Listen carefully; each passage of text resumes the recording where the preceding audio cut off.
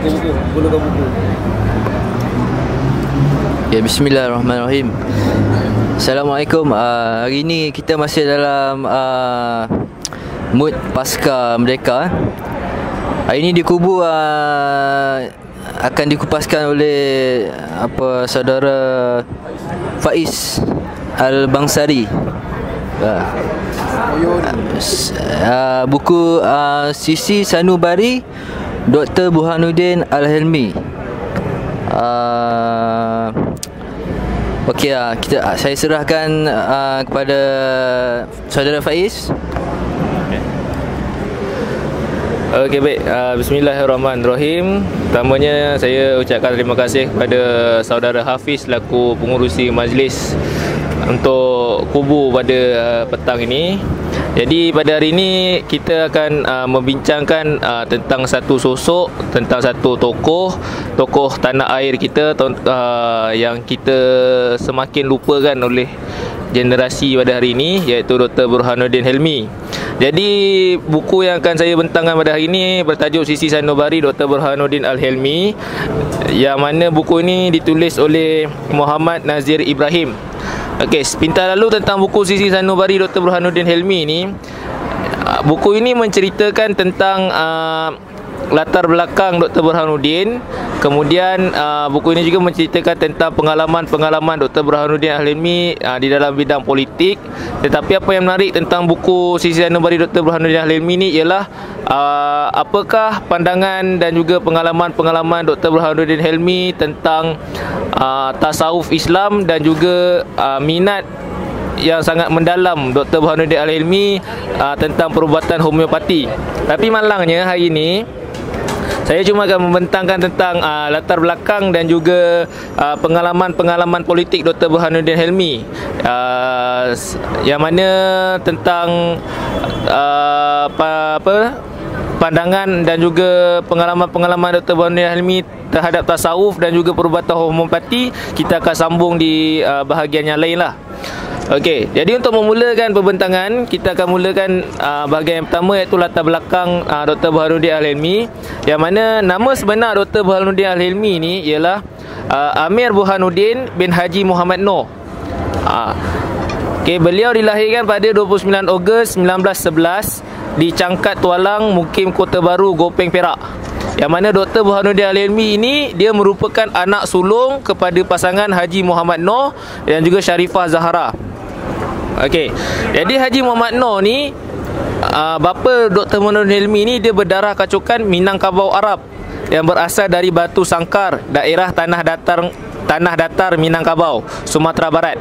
Okay, jadi Haji Muhammad Noor ni dia telah berhijrah ke Perak daripada Sumatera Barat, telah berhijrah ke Perak pada tahun 1908 selepas beliau pulang daripada Mekah, yang mana Haji Muhammad Noor telah pergi ke Mekah tu untuk mengelakkan diri daripada dikenakan cukai kepala dan menjadi buruh paksa oleh tentera-tentera Belanda. Pada waktu tu pada tahun 1900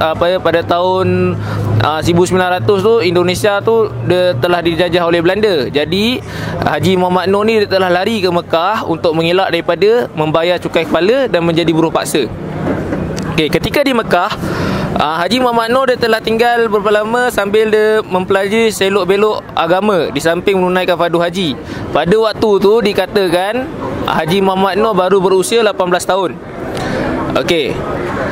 Setelah Haji Muhammad Noor berpindah ke Perak, Haji Muhammad Noor dia telah bertemu jodoh dengan Sharifah Zahra binti Habib Osman di Cangkat Tualang, dan perkahwinan mereka ni direstui oleh kedua-dua belah pihak. Kedua-dua ibu bapa merestui perkahwinan mereka. Hasil daripada perkahwinan ni, Haji Muhammad Noor dan isteri dia Sharifah Zahra telah dikurniakan 6 orang cahaya mata, yang mana Dr. Burhanuddin Helmi ni merupakan anak sulung daripada 6 orang adik-beradik. Okey, Dr. Burhanuddin Al-Helmi ni diberikan gelaran Al-Helmi, yang mana Al-Helmi tu membawa maksud lembut, yang mana gelaran ini pada asalnya diguna pakai oleh ayah dia sendiri, Dan yang mana ayah beliau telah digelar Abi Halim, yang bermaksud sentiasa sabar, suka senyum dan tidak mudah marah. Okey, pada asalnya Dr. Burhanuddin Helmi ni dia tak pakai pun Al-Helmi. Dia memakai panggilan Al-Hulaimi. Tapi lama kelamaan biasa orang Melayu kan, Al-Hulaimi ni macam susah sikit nak sebut. Al-Hulaimi dia ajak Al-Helmi je. Okey. Namun begitu, beliau bukanlah seorang yang lembut pada fizikal. Dr. Al-Helmi ni bukanlah pondan maksudnya. Bila kita kata lembut, bukanlah dia maksudnya dia pondan. Maksudnya yang dia lembut tu lembut lembut pada hati. Tetapi selembut-lembut hati dia pun, dia masih lagi seorang yang tegas dan juga kental, mempunyai peribadi dan teguh, dan juga pemikiran yang terbuka serta kehadapan. Okey, itu sedikit sebanyak latar belakang keluarga Dr. Burhanuddin Helmi. Kemudian kita akan pergi pula kepada sejarah pendidikan Dr. Burhanuddin. Okey, Dr. Burhanuddin mendapat pendidikan awal di Sekolah Melayu Ulu Behrang dan bakap sehingga darjah 3.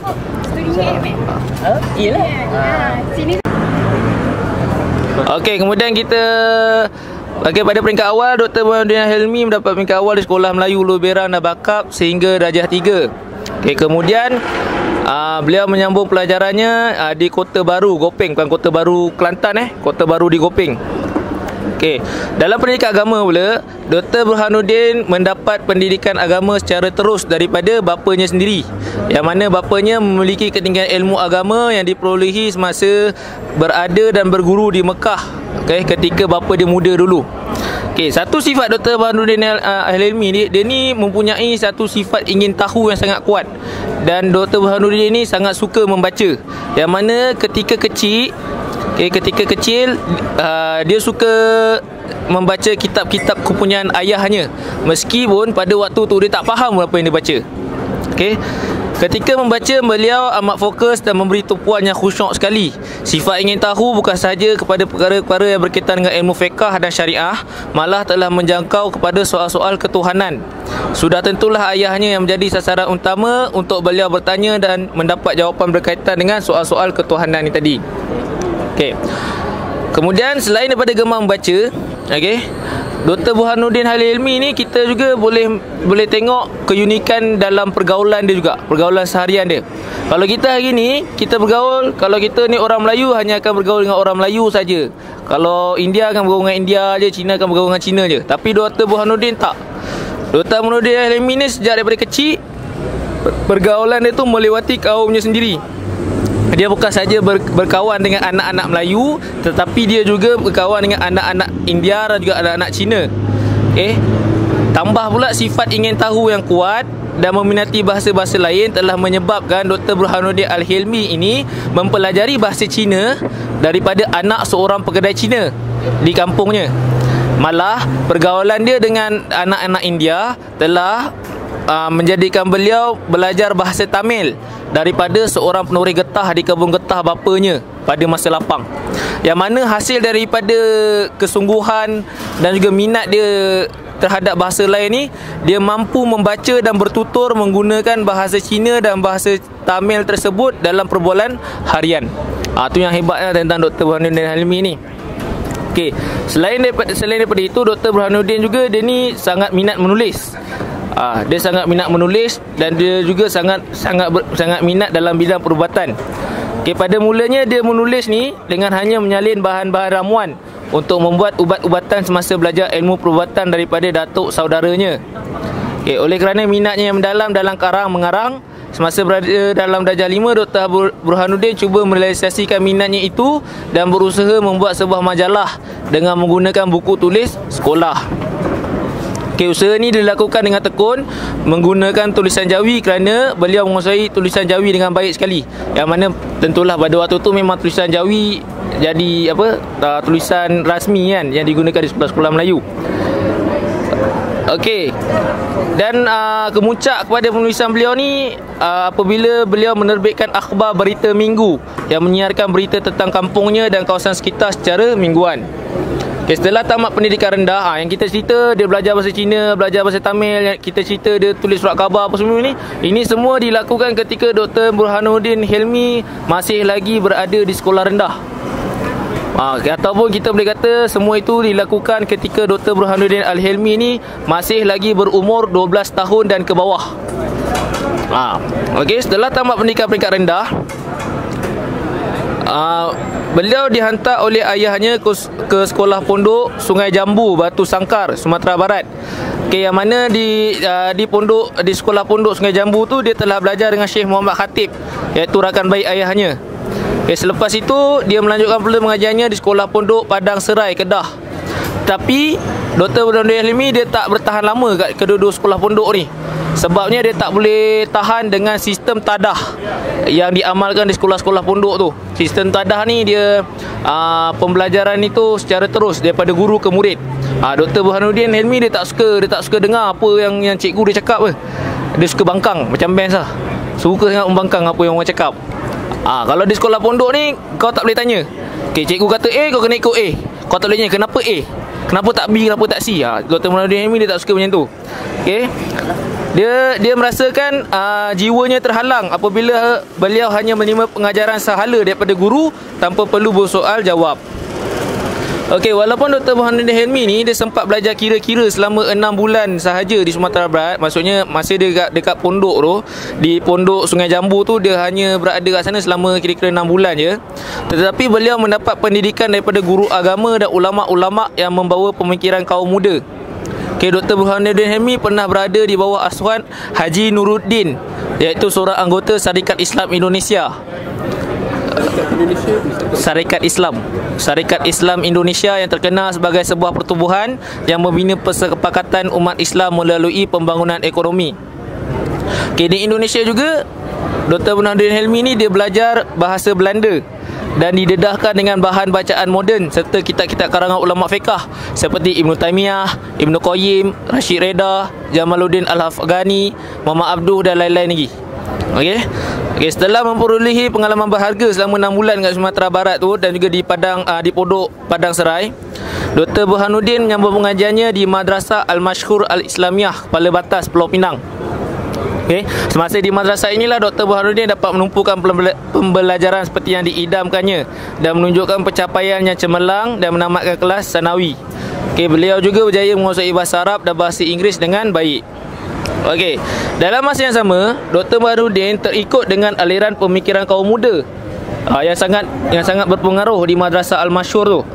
Antara tokoh yang membawa pemikiran kaum muda dekat Madrasah Al-Mashhur tu ialah Syekh Abu Bakar Al-Rafi'i, iaitu mudir madrasah ataupun kita boleh kata dia ketua guru besar di madrasah tersebut. Haji Arsyad Al-Bawayih, iaitu seorang ahli tata bahasa Arab, dan Ashiran Yaqub, iaitu seorang penulis. Okey, mereka ini merupakan kaum muda yang turut serta perjuangkan nasib orang Melayu Islam dalam bidang politik, ekonomi dan sosial. Aliran inilah yang telah menyebabkan semangat anti penjajah dan pro kemerdekaan itu membuak-buak dalam diri Dr. Burhanuddin Al-Hilmi. Okey, kemudian pada tahun 1928, Dr. Burhanuddin Al-Hilmi telah mendapat tajaan beasiswa daripada kumpulan saudagar India Muslim Pulau Pinang untuk melanjutkan pelajarannya ke India. Okey, di India dia mempelajari pengajian sastra dan falsafah di Aligarh Muslim University. Dia juga turut mendalami bahasa Inggeris dan juga belajar bahasa Perancis. Okey, sewaktu di India ni, Dr. Burhanuddin Al-Hilmi dia terdedah dengan ideologi politik Mahatma Gandhi pada waktu tu. Okay, dan dia juga telah mengikuti gerakan-gerakan kemerdekaan India di bawah beberapa pemimpin berpengaruh di sana, termasuk Pandit Jawaharlal Nehru dan Muhammad Ali Jinnah. Okay, bila dia tamat saja pengajian dia kat India, dia telah mengembara ke Palestin dan juga Turki untuk melihat keadaan umat Islam di sana. Okay, ketika di Palestin dia sempat mengikuti perjuangan rakyat Palestin menentang deklarasi Balfour. Okay, ketika di Turki pula, beliau dikatakan telah ditahan pihak berkuasa di sana kerana terlibat dengan aktiviti anti-British. Okay, setelah beberapa lama di Palestin dan di Turki, Dr. Burhanuddin Al-Hilmi telah kembali ke tanah air dan dia pulang semula ke kampung halamannya. Tetapi disebabkan dia ni seorang yang berfahaman kaum muda dan berpengalaman luas mengikuti pengajian di luar negara serta terdedah kepada perjuangan peringkat terbangsa, dia merasakan amalan-amalan agama Islam yang dibawa oleh orang kampung, khususnya di tanah Melayu pada waktu itu, keseluruhannya bersifat lama secara turut-temurun, maksudnya lapuk lah. Okey, lapuk. Bagi dia, bagi Dr. Burhanuddin Helmi, kebanyakan pemahaman tentang Al-Quran dan hadis tidak dilakukan dengan betul. Okey, Dr. Burhanuddin pernah menegur Bilal masjid di kampungnya, iaitu Haji Harun, yang mana Haji Harun ni merupakan bapa saudaranya sendiri, yang masih bercakap menegur orang ramai supaya diam, sedangkan imam telah naik ke mimbar, ke atas mimbar. Yang mana sepatutnya Bilal pun turut sama diam bila khatib tengah bagi khutbah Jumaat kan. Okey, ekoran daripada peristiwa tu, okey, daripada peristiwa Dr. Burhanuddin menegur Haji Harun tu, dia telah memberikan satu perasaan kurang senang, okay, kepada Haji Harun, yang mana satu perjumpaan telah diadakan bagi menjeningkan kekeruhan dan mencari penyelesaian. Okey, tapi tak jumpa pun jalan penyelesaiannya. Bila diadakan perjumpaan tu, okay, keadaan menjadi bertambah tegang. Bila mana Dr. Burhanuddin ni dia berkali-kali cabar Haji Harun tu supaya mengemukakan kitab-kitab yang dikatakan mengandungi dalil-dalil yang menyokong tindakan tersebut. Okey, jadi bila dia Dr. Burhanuddin Helmi ni mencabar Haji Harun tu tadi, dia telah menyebabkan beliau dipandang serong oleh orang kampung dia sendiri lah. Yang mana pada ketika itu orang-orang kampung tu masih lagi kuat dengan fahaman kaum tua dia. Okey, hal ini telah diketahui oleh Mufti Perak Haji Muhammad Zain, yang kemudiannya memanggil Dr. Burhanuddin Helmi ke Kuala Kangsar dan menasihatinya agar keluar dari kampungnya demi mengelakkan perbalahan terus. Okey, dan tindakan Mufti Perak ni juga turut disokong oleh Sultan Perak pada waktu itu, iaitu Sultan Iskandar. Yang mana Sultan Iskandar pun tak setuju dengan ideologi ataupun pemikiran kaum muda ni. Okey, akhirnya pada tahun 1935 Dr. Burhanuddin Helmi ni membawa diri ke Singapura, yang mana pada waktu itu Singapura merupakan satu kawasan ataupun satu tempat, satu negeri yang sangat canggih, yang sangat moden, yang mana sesiapa saja yang pergi sana, engkau bebas untuk mencari rezeki, untuk cipta peluang kau sendiri supaya kau boleh berjaya. Singapura merupakan syurga kepada semua golongan yang bijak mengambil peluang, sama ada ekonomi, politik maupun kebudayaan. Ramai cerdik pandai Melayu yang berkumpul dan menerbitkan majalah serta akhbar-akhbar dalam pelbagai bahasa. Okay, ketika di Singapura, Dr. Burhanuddin Helmi telah menjadi guru bahasa Arab di Madrasah Al-Junaid. Okay, pada tahun 1937, oleh kerana minatnya mendalam terhadap bidang penulisan, Dr. Burhanuddin Helmi telah menerbitkan sebuah majalah yang bertajuk Taman Bahagia. Okay, namun selepas hanya 1 jam majalah Taman Bahagia ni diterbitkan, beliau telah ditangkap oleh pihak British, yang mana British menganggap isi kandungan majalah Taman Bahagia itu menyebarkan dakwah dan memburukkan British. Ini disebabkan isi kandungan majalah tersebut banyak membicarakan masalah rakyat Palestin yang ditindas oleh Yahudi dan tindakan British terhadap mereka. Okey, Dr. Burhanuddin Helmi telah dikenakan penjara selama 6 bulan. Tapi ada juga pihak yang mengatakan Dr. Burhanuddin Helmi ni dia telah dikenakan denda sebanyak $1,000, yang mana beliau telah diikat jamin oleh salah seorang ahli keluarga Al-Sagoff setelah berkali-kali didesak oleh seorang pemimpin pembebasan Palestin yang ketika itu berada di Singapura. Dengan ikat jamin tersebut, beliau hanya dilokap selama 1 malam. Okay, pada tahun yang sama, iaitu tahun 1937 juga, Dr. Burhanuddin Helmi telah terlibat dalam polemik antara kaum muda dan kaum tua di Kelantan.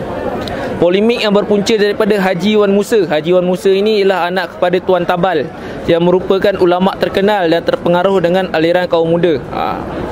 Tuan Tabal juga adalah seorang ulama terkenal di Kelantan. Pendapat yang dikemukakan oleh Haji Wan Musa kepada Yang Mulia Tengku Ibrahim, yang menaiki tahta Kelantan daripada tahun 1944 sehingga 1960. Okey, Haji Wan Musa ni mengatakan bahawa umat Islam boleh memelihara dan memegang anjing tanpa menyamak bekas air mulutnya sekiranya perlu bagi menjaga keselamatan rumah tangga. Okey, yang mana polemik ni berlanjutan sehingga berlaku satu perbahasan terbuka di Istana Seri Cemerlang. Dr. Burhanuddin mewakili kaum muda bersama Haji Wan Musa dan juga Haji Abbas Taha. Hujah kaum muda ni adalah berdasarkan ayat Al-Quran daripada surah Al-Baqarah ayat 233 yang bermaksud tidak diberatkan seseorang melainkan menurut kemampuannya. yang mana menurut kaum muda, menjaga binatang peliharaan seperti anjing daripada tersentuh dan sebagainya adalah sesuatu yang sukar.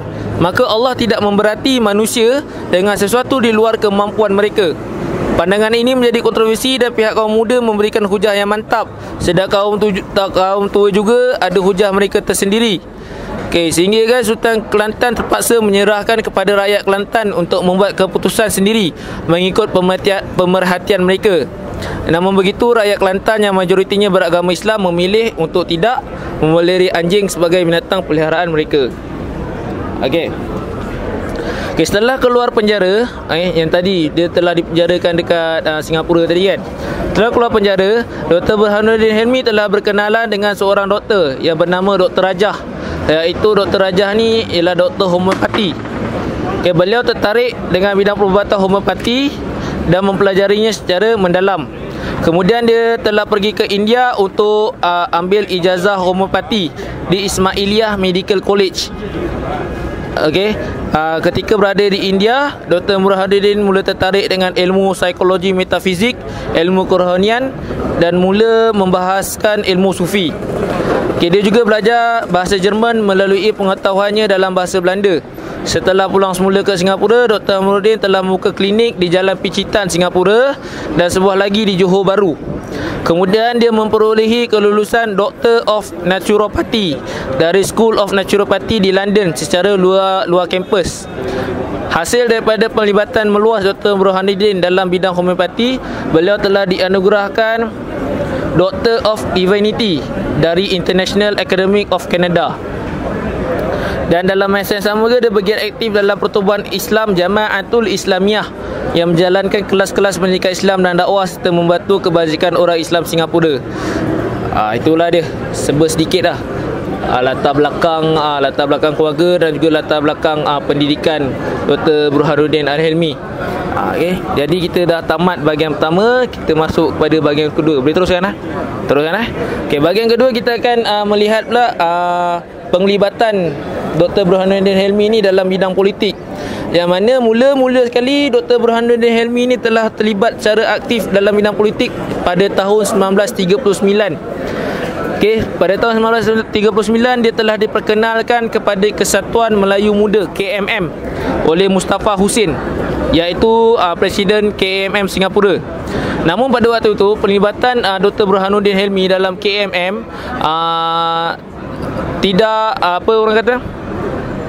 tidak dianggap bahaya oleh pihak British.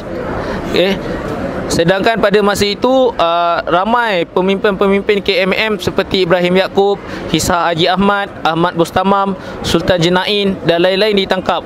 Tapi Dr. Burhanuddin Helmi tidak termasuk dalam senarai itu. Sewaktu Jepun menduduki tanah Melayu, Dr. Burhanuddin telah dilantik sebagai penasihat Al-Ehwal Agama dan Adat Istiadat Melayu yang berpusat di Taiping, Perak. Dr. Burhanuddin menerima pelantikan ini semata-mata untuk melindungi dan membantu gerakan anti penjajahan dan memajukan semangat perpaduan dan kebangsaan Melayu. Dan dalam masa yang sama, Dr. Burhanuddin juga telah membantu Mahat Il-Ihya Asy-Syarif di Gunung Semanggul, Taiping sebagai pusat pendidikan Islam yang terkenal dalam gerakan sosial dan politik. Pada tahun 1944, Dr. Burhanuddin telah mengajukan Kongres Islam yang bertujuan untuk menyatukan perasaan ukhuwah dan mencari titik persefahaman di kalangan umat Islam di tanah Melayu. Kemudian pada Julai 1945, beliau bersama pemimpin KMM yang lain seperti Ibrahim Yaakob, Onan Siraj telah menubuhkan Kesatuan Rakyat Indonesia Semenanjung ataupun KRIS. Yang mana KRIS ini penubuhan KRIS ini telah disokong penuh oleh Jepun. Dan KRIS ini bertujuan untuk bergabung dengan Indonesia dan menguruskan kemerdekaan tanah Melayu bersama Indonesia dan membentuk Indonesia Raya. Usaha ini dipertingkatkan dengan mengadakan perbincangan dan perundingan antara Ibrahim Yaakob dengan Sukarno dan Hatta di Taiping, Perak pada 12 dan 13 Ogos. Susulan daripada perjumpaan pada 12 dan 13 Ogos tu, pada 15 dan 16 Ogos 1945 mereka telah berjumpa sekali lagi di Kuala Lumpur untuk membincangkan langkah-langkah tertentu menyekat kemasukan semula British ke Tanah Melayu. Yang mana mesyuarat ini juga turut membincangkan masalah Malayan People Anti-Japanese Army MPAJA dan pembentukan sebuah kabinet bagi sebuah negara merdeka. Namun cita-cita mereka ni tidak kesampaian kerana pada 15 Ogos 1945 Jepun telah menyerah diri kepada British yang mana ini telah menyebabkan kegagalan Chris ini untuk merdeka bersama Indonesia. Namun begitu, walaupun rancangan Dr. Burhanuddin Hilmi ini untuk merdeka dan bergabung dengan Indonesia itu telah gagal, dia tidak orang kata apa, mematahkan semangat Dr. Burhanuddin Hilmi, yang mana pada tanggal 17 Oktober 1945 beliau telah menubuhkan parti pertama yang memperjuangkan kemerdekaan tanah air, iaitu Parti Kebangsaan Melayu Melaya PKMM. Mukhtaruddin Lasso telah dilantik sebagai Yang di-Pertuan Agong PKMM dan Dr. Burhanuddin memegang jawatan naib Yang di-Pertua. Tetapi Dr. Burhanuddin mengambil alih jawatan Yang di-Pertua Parti apabila Mukhtaruddin Lasso menghilangkan diri beberapa hari selepas itu. Isa Haji Muhammad pula dilantik sebagai naib Yang di-Pertua. Dr. Burhanuddin telah membawa PKMM ni berjuang di tanah air sendiri tanpa menyatu membentuk sebuah Indonesia Raya, yang mana waktu ni dia dah berubah lah. Dia nak bawa PKMM ni berjuang dekat tanah Melayu ni sendiri tanpa perlu ada cita-cita untuk bergabung dengan Indonesia. Nak bergabung dengan Indonesia tu dia dah lupakan lah. Tetapi mereka mengambil pelajaran dan juga semangat perjuangan daripada Indonesia tu, mereka ambil lah sebagai rujukan. Kemudian pada bulan Disember 1947 telah berlangsung satu kongres PKMM di Singapura, yang mana Ishak Haji Muhammad telah mengambil alih kepimpinan. Ishak Haji Ahmad ni dia telah naik jawatan jadi Yang di-Pertua Parti setelah Dr. Burhanuddin ni dilantik sebagai Penasihat Agung PKMM. Sewaktu menjadi Yang di-Pertuan PKMM, Dr. Burhanuddin turut bersetuju dan bergabung dengan badan-badan Melayu yang lain untuk menubuhkan UMNO pada 11 Mei 1946. Namun PKMM telah menarik diri pada bulan Julai 1946 akibat percagahan pendapat dan penentangan terhadap kepimpinan UMNO yang berbaik-baik dengan British. Kemudian pada bulan Februari 1947, PKMM bersama Angkatan Pemuda Insaf API, Angkatan Wanita Sedar AWAS dan beberapa pertubuhan lain membentuk kekuatan politik Melayu dalam Pusat Tenaga Rakyat Putra bagi menentang UMNO. Putra kemudian bergabung dengan AMCJA, All Malayan Council of Joint Action, iaitu sebuah badan politik bukan Melayu. Dan Dr. Burhanuddin dilantik sebagai pengerusi gabungan Putra AMCJA. Sumbangan besar Putra AMCJA ni ialah mengemukakan Perlembagaan Rakyat ataupun yang dipanggil The People's Constitution of Malaya sebagai satu perlembagaan alternatif kepada perlembagaan yang diserahkan UMNO Perikatan kepada British. Walaupun terdapat pelbagai halangan dalam membentuk gabungan ini, dan cabaran yang paling besar dalam Putra AMCJA ni ialah pada waktu itu Putra mahukan supaya bangsa itu dinamakan Melayu dan negara ini dinamakan Tanah Melayu. Tetapi AMCJA dia tidak mahu bangsa itu dikenali sebagai Melayu. Maksudnya kalau kamu Melayu, kamu panggil Melayu. Kalau India panggil India, Cina panggil macam hari ni lah. Tapi Dr. Burhanuddin Hilmi dia mahu mengikut seperti di Indonesia, yang mana semua bangsa dipanggil Melayu. Macam tu.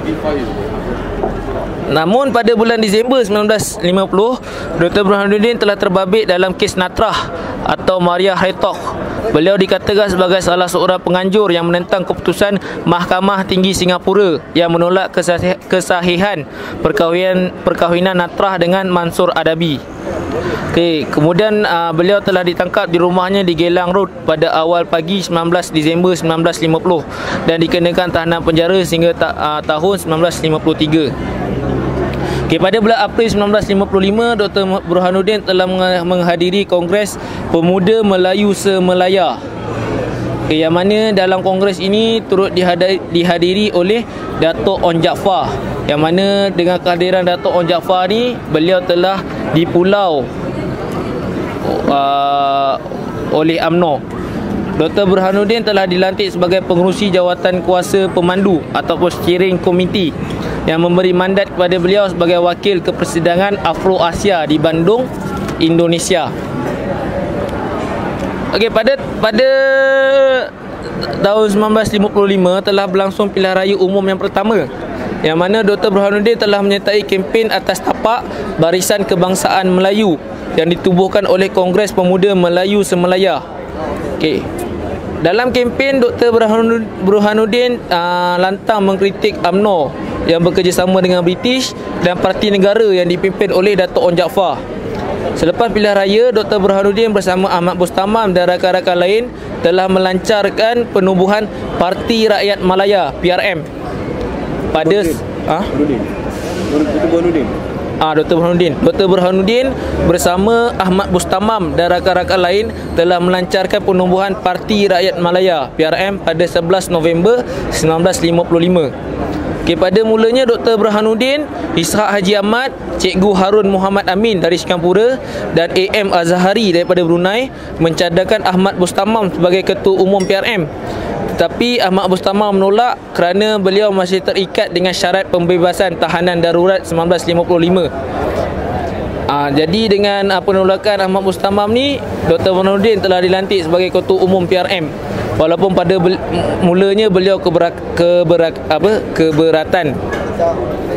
Kemudian pada 25 Disember 1956, Dr. Burhanuddin telah dilantik sebagai Yang di-Pertua Agong PAS di dalam Mesyuarat Agong Tahunan PAS kali kelima bagi menggantikan Dr. Abbas Alias.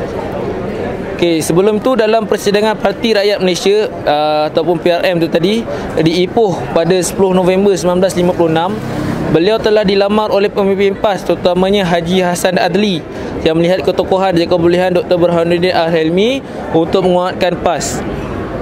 Dr. Burhanuddin menerima perlawanan itu dan visi perjuangan yang dicita-citakan selama ini dipraktikkan sepenuhnya sewaktu bersama dan memimpin PAS. Dalam buku perjuangan kita, Dr. Burhanuddin telah menyelaraskan ketiga-tiga ciri pemikiran politik beliau yang berlandaskan merdeka, kebangsaan Melayu dan juga Islam. Beliau juga menjadikan kata-kata penjaga Arab iaitu kasihkan watan itu sebahagian daripada iman ataupun kasihkan negara itu sebahagian daripada iman. Dr. Burhanuddin Al-Helmi telah menggabungkan 4 serangkai dalam binaan watan ataupun dalam binaan negara iaitu iman, tubuh, bangsa dan tanah air, yang mana beliau menyatakan susul galur rangkaian itu seperti berikut. Iman berdiri di atas tubuh, tubuh berdiri di atas bangsa. Bangsa ini tiada boleh bercerai tinggal dalam binaannya, tetapi watan menjadi pokok. Ada watan ialah dengan kuat bangsa. Kuat bangsa keluar dan bangsa berdiri di atas watan. Salah satu daripada yang 4 dari tubuh diri yang sihat, kuat dan perkasa seperti pekerja, pahlawan, prajurit dan lain-lain. Maka dalam jiwa pekerja, pahlawan, prajuritnya terletaknya iman. Dalam falsafah kebangsaan Melayu, Dr. Burhanuddin pernah menyebut Islam memandang kebangsaan itu sebagai suatu alat, bukannya tujuan. Kebangsaan hendaklah mengambil tempat yang sederhana dan bulat sebagai suatu lambang yang boleh menarik dan menyatukan suatu bahagian tenaga untuk mencapai cita-cita mulia yang besar dan abadi. Sebagaimana Islam memandang dunia bukan tujuan, tetapi hanya satu alat untuk tunggangan yang menyampaikan ke akhirat. Jadi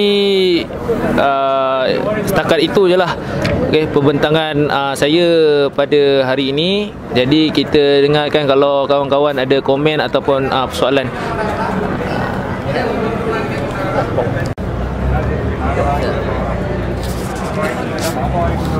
Okay, masih pada saudara Faiz Okey, kalau ni sedikit soalan ataupun komentar kalau dulu kan atau sebelum Merdeka kan, macam kaum muda ni kan, dia dia organize sebab dia nak lawan imperialis tu kan. Betul. Lepas tu bila dah merdeka, dah dapat, dia ada satu masalah je. Maknanya dia tak dapat apa yang dia nak organize tu pada sosial. Maknanya hari ni UMNO pinta. Dia bercakap tentang hari ni. Okey. Tentang hari ni UMNO minta. Okey. So maknanya dia punya matlamat tu daripada tengok ni Burhanuddin ni dia buat banyak benda. Dia pergi Indonesia, dia pergi Jerman apa, dia buat banyak benda. Maknanya benda ni satu sosok yang kata brilliant lah kata. Yang besar, tapi dia masih stuck lagi, dia masih sangkut lagi hari ni sebab apa? Sebab dia punya dia pernah combine dengan UMNO. Lepas tu dia ada masalah itu. And hari dia terbuang macam tu. So ini dia punya persoalan dia hari ni. Kata kepimpinan yang dia bawa dulu dengan kepimpinan hari ni macam seolah macam agak lembut sikit lah. Daripada dia ada roh PAS sikit kan. So hari ni PAS macam agak ketinggalan, macam dipermainkan. So soalan dia macam tu lah. Soalan dia apa yang tak kena dia orang ni, apa yang perlu dia orang buat ni Untuk orang hari ni. Okey, kalau kita lihat Dr. Burhanuddin Hilmi ni, seperti pada awal yang saya cakap tadi, dia ini seorang yang lembut, yang mana dia memakai gelaran Hilmi tu lembut. Tapi lembut dia tu bukan lembut dari segi fizikal dia, lembut di hati dia. Yang mana Dr. Burhanuddin Hilmi ni pernah diceritakan oleh Ahmad Mustamam, beliau ini senang dibawa berbincang. Tetapi sekiranya Dr. Burhanuddin Hilmi tu dia telah membuat satu-satu keputusan, dia akan tetap dengan keputusan dia itu, dan orang lain memang tidak akan boleh mencabar gugat dia punya keputusan itu untuk dia ubah keputusan. Itu kelebihan Dr. Burhanuddin Hilmi. Kalau dia kata lah, kau tak boleh nak paksa aku, nak suruh aku tukar daripada A kepada B, takkan. Dan itu juga yang terjadi di dalam putera AMCJA, yang mana pada waktu itu pada satu persidangan itu telah dibincangkan ketika hendak membentangkan perlembagaan rakyat ini, bangsa ini nak dipanggil bangsa apa? Bangsa di tanah Melayu ini kalau jadi sebuah negara nanti kita nak panggil dia bangsa apa? Bangsa Malaysia, bangsa tanah Melayu, ataupun mengikut kaum masing-masing. Dr. Burhanuddin Hilmi menyatakan dengan tegas bahawasanya dia mahukan bangsa itu dipanggil bangsa Melayu. Seperti mana di Indonesia, kalau di Indonesia hari ini kita tengok orang Indonesia tak kisahlah dia tu Boyan ke, dia tu Cina ke, dia tu Jawa ke, kita tahu dia dengan satu nama je, orang Indonesia. Itu je, bangsa Indonesia. Dr. Burhanuddin mahu macam tu, bangsa itu dipanggil bangsa Melayu. Sedangkan kalau AMCJA dia mahu bangsa itu dipanggil mengikut keturunan asal sesuatu kaum tu. Okey. Jadi kalau kita tengok pada hari ini, bukan tak ada apa sosok pemimpin yang seakan-akan Dr. Burhanuddin Hilmi tu, bukan tak ada. Tapi pada hari ini, pada pendapat saya ni, pada hari ini permainan politik tu sangat canggih, sangat dahsyat. Sebab yang kita lawan pada hari ini bukanlah orang yang baru setahun 2 tahun dalam politik. Kita tengok UMNO tu bukan setahun 2 tahun. Yang tu bukan UMNO ni pun Dr. Burhanuddin Hilmi juga. Kan ada dalam ni yang tubuhkan UMNO tu. Dia dan beberapa rakan yang lain telah menubuhkan UMNO. Ada ditulis dalam ni, dalam buku ni. Benar. Bukan telah penarik gaji. Ni. Benar. Sewaktu menjadi Dipertua PKMM, Dr. Burhanuddin turut bersetuju dan bergabung dengan badan-badan Melayu yang lain menubuhkan UMNO pada 11 Mei. Maksudnya dia ada. Maksudnya UMNO ni dia bukanlah dia pergi daftar. Saya minta maaf. Bukanlah dia pergi mendaftar UMNO tu.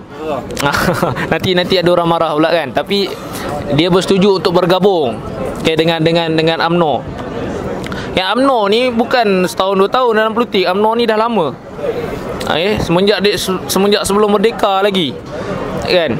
Dan kita tahu pun UMNO ni pun memang dia pro kepada British. Jadi sifat-sifat penjajah tu selok-belok penjajah tu memang ada dekat UMNO.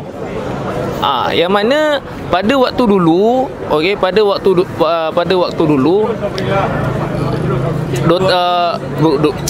pada zaman pada ketika itu, pada zaman Dr. Burhanuddin tu, pada zaman Dr. Burhanuddin, pada zaman Ahmad Mustamam, pada zaman Ishaq Haji Muhammad tu, mereka ni mempunyai satu objektif yang jelas, satu visi ataupun satu cita-cita yang jelas. Yang satu iaitu untuk memerdekakan tanah Melayu. Tapi hari ni kita dah merdeka. Jadi kalau orang yang nak berjuang tu, dia nak berjuang apa? Dia cuma nak menjatuhkan UMNO je. Tahankan kemerdekaan. Kan hari ni kalau PAS ke ataupun aktivis-aktivis kiri yang lain ke, kalau mereka berjuang pun, kalau kita tanya dia, kau berjuang ni untuk apa? Untuk jatuhkan UMNO, itu sahaja. Yang mana kalau untuk jatuhkan UMNO ni perlu banyak cara lah. Sedangkan pada zaman Dr. Burhanuddin tu, pada zaman Dr. Burhanuddin dan rakan-rakan, mereka mahu membebaskan tanah Melayu ini daripada penjajahan British. Pada hari ini kita telah merdeka, walaupun sebenarnya kita tak merdeka pun sebenarnya. Kan? Kita masih lagi dijajah sebenarnya. Dan siapa yang menjajah kita tu UMNO lah. Dia cuba tak apalah, biarlah mereka. UMNO lah yang menjajah kita ni. Okey, UMNO lah yang menjajah. Nama saya Faiz Azrai. Kalau nak kena kat atas Sultan tak kisahlah. Okey, ni rekod ni. Okey, UMNO yang menjajah kita.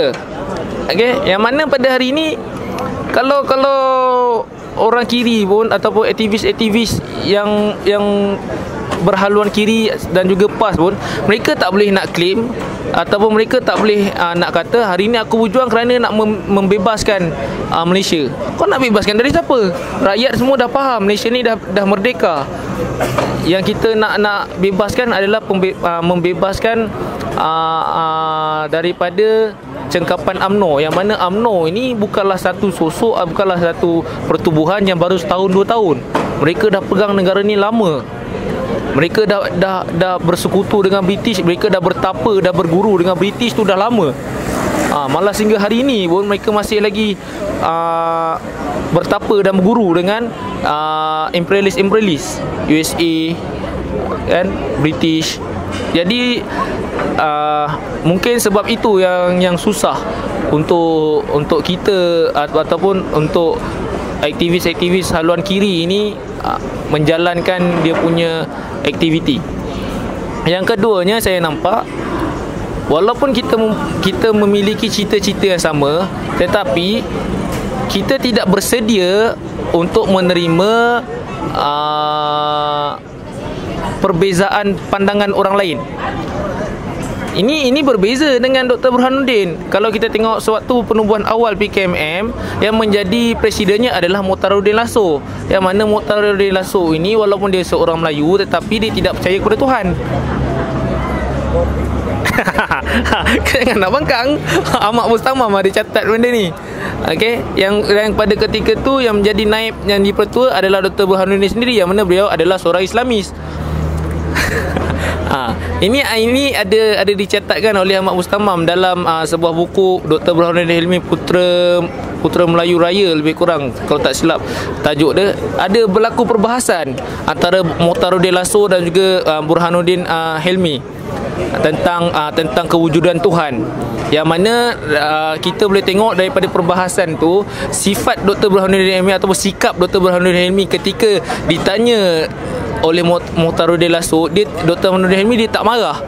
Dia tidak menunjukkan riak marah, dia tidak bercakap dengan nada yang marah, kan? Dan dia juga melayan persoalan itu sebaiknya, dan dia menjawab persoalan itu pun sebaiknya. Tak macam hari ni. Hari ni kalau kita main polemik nama Allah sekali, tu kita baru nama Allah itu semua orang sudah bangun berdiri main campak-campak kerusi kan, berapi-rapi bercakap ini boleh, ini tak boleh, itu boleh kan. Ini bertentangan lah dengan sikap Dr. Burhanuddin Helmi.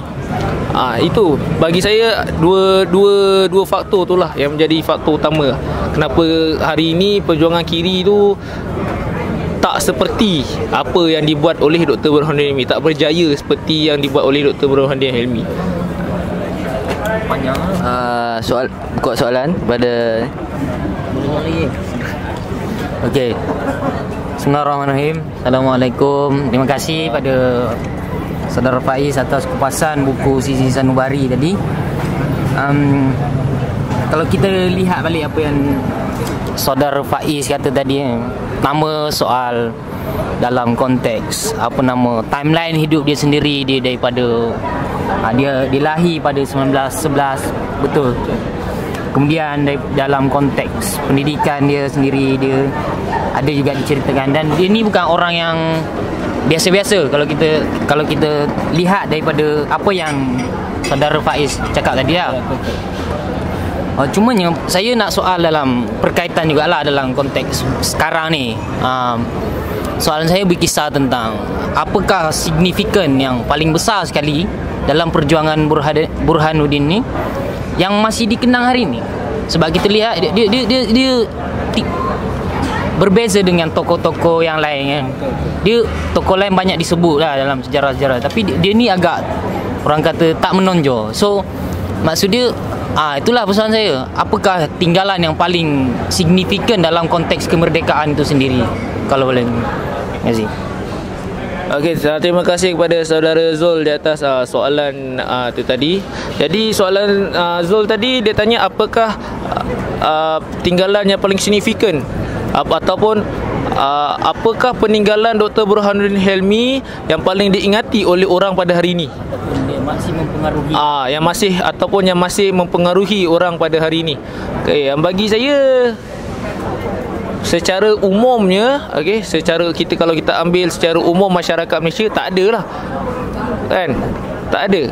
Sebabnya walaupun nama Dr. Burhanuddin Helmi ni disebut dalam buku sejarah, kalau di sekolah disebut, dia cuma disebut ketika mana perjuangan awal orang-orang Melayu di tanah Melayu menentang British. Itu saja. Itu saja. Tapi apa yang Dr. Burhanuddin Helmi buat tak disebut pun dalam buku sejarah. Yang mana pada akhirnya orang hanya tahu Dr. Burhanuddin Helmi ni hanya sebagai nama je. Dia tak tahu dia ni pun bukan sebagai Mat Kilau ke Tunku Abdul Rahman ke, orang tak tahu pun apa jasa dia, tak tahu. Okey.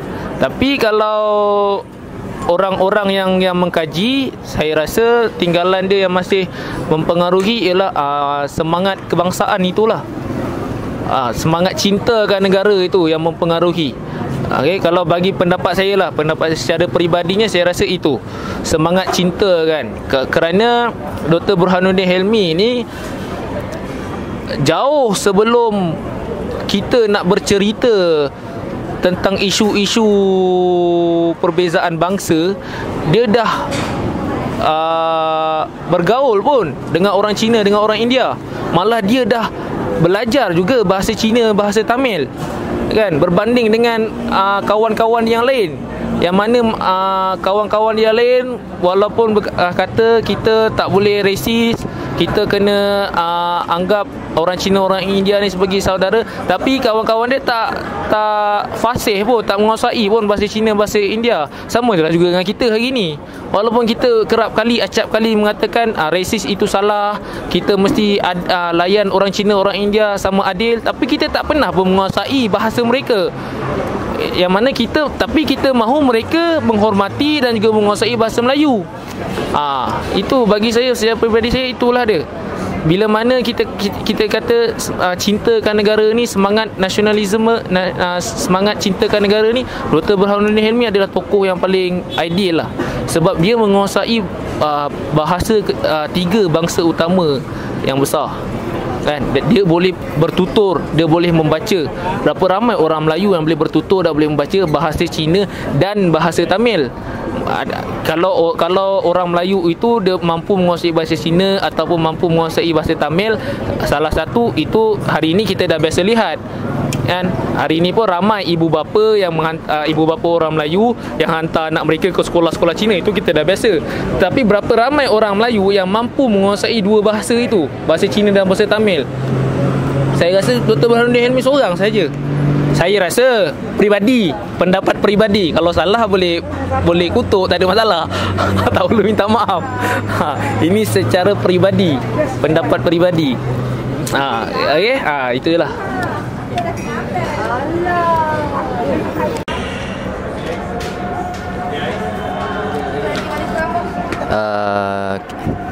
Okay, tadi daripada jawapan daripada Faiz, daripada soalan daripada Zul. Okey, kita akan buka soalan kepada Ben Sali. Baik, soalan pendek apa nama tadi dia sebut pasal Dr. Burhanuddin ni belajar ke dapat dana daripada Syarikat Dagang Indonesia Islam? Dapat beasiswa untuk sambung belajar ke India. Itu syarikat apa lagi? Ada lagi syarikat? Banyak syarikat? Satu-satunya. Ada lagi syarikat? Tak ada. Syarikat. Tak apalah, nanti tengok balik lah. Jadi apa nama, ini menunjukkan bahawa peranan kapital tak boleh dilepaskan. Maknanya untuk nak berjaya bergerakan kiri ke, kanan ke, mak ke, muk ke, mik ke, dia semua mak pun jika tidak ada angle ataupun jika dia tidak duduk di perpustakaan London, dia takkan boleh menulis. Kalau dia duduk dekat tempat kilang je, kilang pula tak ada buku, ataupun duduk dalam rumah miskin ke, ataupun dia tak pernah pergi belajar jadi peguam ke, dia pun seorang yang bodoh, dia tidak boleh mengungkapkan idea penindasan dia, idea perlawanan dia. Jadi dia memerlukan lingkungan yang ada sedikit yang lingkungan yang ada kelebihan, lingkungan yang lebih, lingkungan yang ada duit dia, lingkungan yang boleh melindungi dia, lingkungan yang ada buku. Jadi sama juga dengan Dr. Burhanuddin. Tapi hari ini kita nampak bahawa golongan kiri seakan-akan menafikan langsung peranan kapital. Tak perlu ada kapital. Kapital mampu bakar, anarkis, pecahkan bangunan, pecahkan medi. Jadi macam mana? Walaupun soalan ni pendek tapi panjang. Jadi kerana kalau tidak ada kapital, kita mungkin tidak akan lepak kat sini. Kita akan lepak bawah jambatan. Jadi kapital tu penting. Dia tak bersetuju, Hafiz. Dia menggeleng kepalanya. Jadi kalau tak ada kapital, dia tak boleh dapat. Dia pun dapat beasiswa, dia menggeleng pula. Jadi yang dia tak setuju. Faiz pun sama juga. Kau kerja apa? Jadi semua, walaupun aku tak kerja, aku berharap pada kapital, baru orang boleh beli buku aku. Kalau orang tak ada duit, orang tak boleh beli buku aku, betul tak? Jadi kapital lah perlu. Sebab kau betul, sebab kau jual jam. Kau memang kapitalis. Jadi macam mana? Adakah bagaimana penting ke tak penting peranan kapital? Cuba huraikan. Okey, baik. Terima kasih kepada Ben di atas soalan. Hafiz nak jawab dulu, Hafiz? Nak jawab? Okey, kita bagi Hafiz jawab dulu. Ya, yang ni dia macam dialektik lah. Dia tesis lah. Aku antitesis. Betul, kita gabung jadi sintesis lah. Okey, banyak kapitalis perlu lah, tapi bukan dalam bentuk liberal. Bukan dalam bentuk yang liberalisasi. Macam bebas sangat. Kau masuk dalam satu pasaran, habis semua kau ni. Dia kena ada macam dia tidak ada monopoli lah. Tak ada monopoli. Macam China buat. Dia kapitalis juga. Tapi dia tak US masuk ada buat inverse, tapi dia tak buat macam bebaskan semua. Macam kau masuk ni, dia macam ada kat Malaysia ni. Petronas ada satu je. Kau tak boleh buat ada persaingan yang banyak. Kalau ada persaingan banyak, habis kita. Tak, dia kapital yang bercampur, yang ada dasar sekatan. Macam US punya kapital yang betul-betul pure. Macam kalau syarikat air, ada berapa banyak syarikat air, mampus kau kan. Tapi dia ada balance lah, dia sintesis lah. Okey, baik. Kalau ikut pandangan saya kan, kita kapital tu perlu. Kiri ke kanan ni? Kiri ke kanan ke, tak kisahlah kiri ke kanan, dan kapital tu perlu di dalam hidup kita lah kan. Walaupun orang kiri kau nak kata betapa tak setuju pun dengan kapitalis tu, dengan sistem kapitalis atau whatsoever lah yang diorang panggil kan, tapi kau kena terima hakikat bahawasanya benda tu memang kita tengah lalui sekarang. Okey, kita tengah lalui sekarang, dan bagi aku adalah sangat tidak bijak, okey, untuk engkau menentang secara membabi buta, secara babi. Secara membabi buta, aku bagi rasa sangat tidak bijak. Bagi aku kita kena terima hakikat kita hidup, hari ini kita melalui zaman di dalam sistem kapitalis, yang mana bagi aku adalah sangat bijak kalau kau menentang sistem kapitalis itu dengan engkau memanipulasikan sistem itu sendiri. Okay, bagi aku lah, kau kena memanipulasi kan sistem itu sendiri. Yang mana kalau nak kata, kalau orang kiri kata tak ada langsung kapital ni, okay, tak ada kapital ni, tak perlu wujud pun, cakap itu bagi aku bercanggah dengan Islam sebenarnya. Islam. Ni anak Islam lagi. Bagi aku bercanggah lah dengan Islam. Aku cakap dalam Islam pun ada kapital. Yang mana kalau mengikut sebab kat Malaysia ni semua pakai mazhab Syafi'i kan. Walaupun best orang je pakai mazhab lain. Okey. Dalam Syafi'i, dalam Syafi'i ada, dalam Syafi'i melarang pemerintah, okey, melarang pemerintah untuk mengenakan sekatan harga ataupun untuk mengenakan kawalan harga. Syafi'i melarang. Syafi'i itu salah seorang Imam Syafi'i lah. bukan Syafi'i Abdal, bukan. Imam Syafi'i dia melarang pemerintah untuk mengenakan kawalan harga ke atas barang-barang. Okey, yang mana Imam Syafi'i berhujah, okey, adalah kebebasan sepenuhnya bagi peniaga-peniaga untuk menentukan harga dia sendiri. Walaupun harga itu tidak masuk akal, pemerintah tidak ada hak untuk mengawal harga tu. Itu menunjukkan dalam Islam sendiri ada kapital. Bila tak nak Islam, kiri kan? Ya? Kiri yang tak Islam? Kiri yang tak Islam. Okay, kalau kiri tak Islam ni tak boleh jelas. Tak boleh jelas kan? Okey, jadi kita bagi Zul komen. Untuk kiri kalau kiri ke Islam macam mana pula? Aku tak nak komen lain mana. Aku balik pada soalan yang kapitalis tak kapitalis ni lah kan. Ni aku tak setuju lah kalau kata nak semua kapitalis ni tak betul. Kau jam.